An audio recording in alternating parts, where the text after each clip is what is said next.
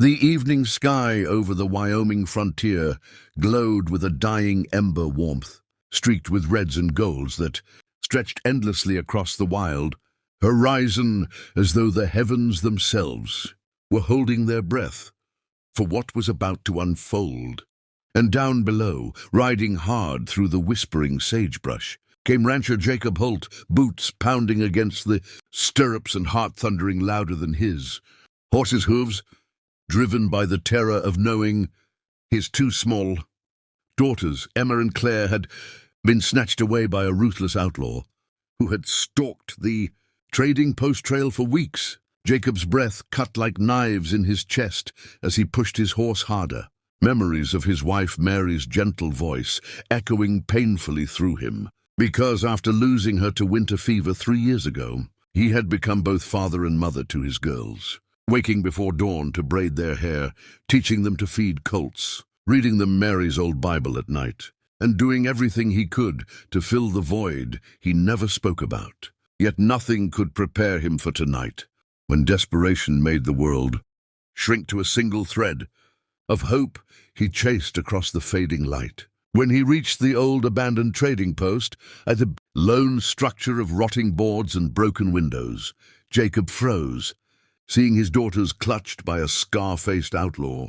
who barked orders at them like they were livestock, his pistol glinting in the dusk. Jacob stepped forward slowly, hands raised, voice trembling from the weight of a father's fear as he pleaded, but the outlaw only pressed the gun harder against Claire's temple, choking Jacob's soul until a sudden thunder of hoofbeats rolled across the dust. Like a storm breaking, Nora Callahan, the traveling healer known for her steel spirit and gentleness that healed more hearts than wounds, charged into view with the fierce command of someone who feared nothing but regret. She leapt off her horse before it even fully stopped, goats sweeping behind her like a banner of defiance, her boots landing in the dust as she stepped fearlessly between Jacob and the outlaw, her voice steady but blazing with a fire so intense that even the wind paused to listen.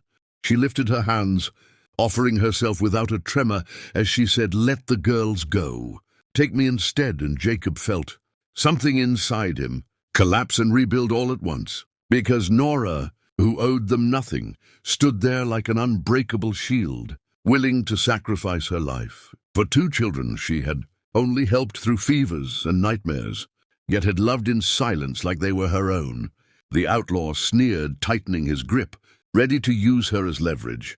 But just then, a sharp rifle crack split the world in two, fired by Sheriff Briggs, who had been tracking the outlaw silently through the woods. And the outlaw's gun flew into the dust as he stumbled and cursed, trying to run before Nora lunged with surprising speed and pulled the girls away, shielding them with her own body as Jacob sprinted forward, collapsing around them in a desperate embrace so fierce it seemed to anchor the fading day itself. Emma's sobs shook into his shirt, Claire's trembling fingers clutched his collar, and Jacob held them both as though the world would shatter if he ever let go, his breath uneven, his chest heaving, with the relief of a man who had stood on the edge of losing everything yet had been pulled back by fate, and the courage of a woman who had rewritten the very stars above them. When the outlaw was shackled and dragged away, dusk deepened into night, painting the plains in shadows and silver moonlight,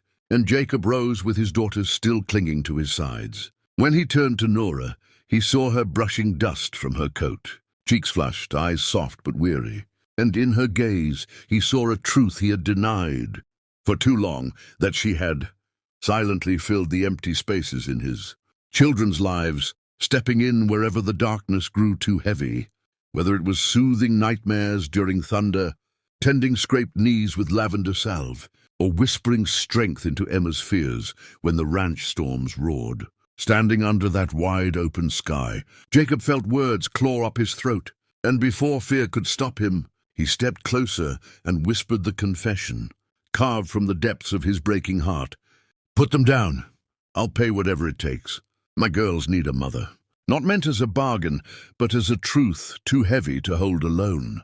And Nora's breath caught as she stared at him, her hand instinctively brushing a tear from Claire's cheek while her voice broke softly. "Jacob, Families aren't bought, she said, voice trembling like a flame-fighting wind.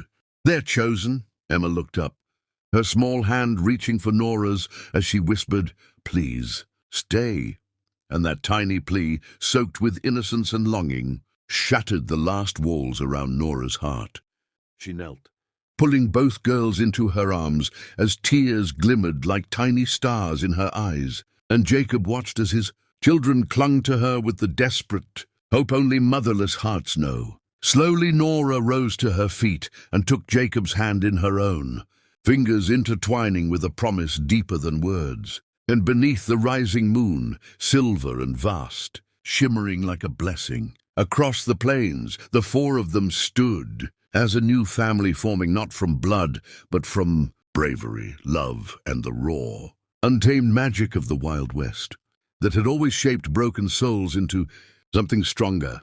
As the crickets sang and the night breeze wrapped around them like a soft prayer, Jacob Holt felt something he had not felt since Mary's final breath. Wholeness, restored and reborn in the arms of the woman destiny had sent at the exact moment he needed her most, and the frontier, wild and eternal, welcomed their new beginning with open sky.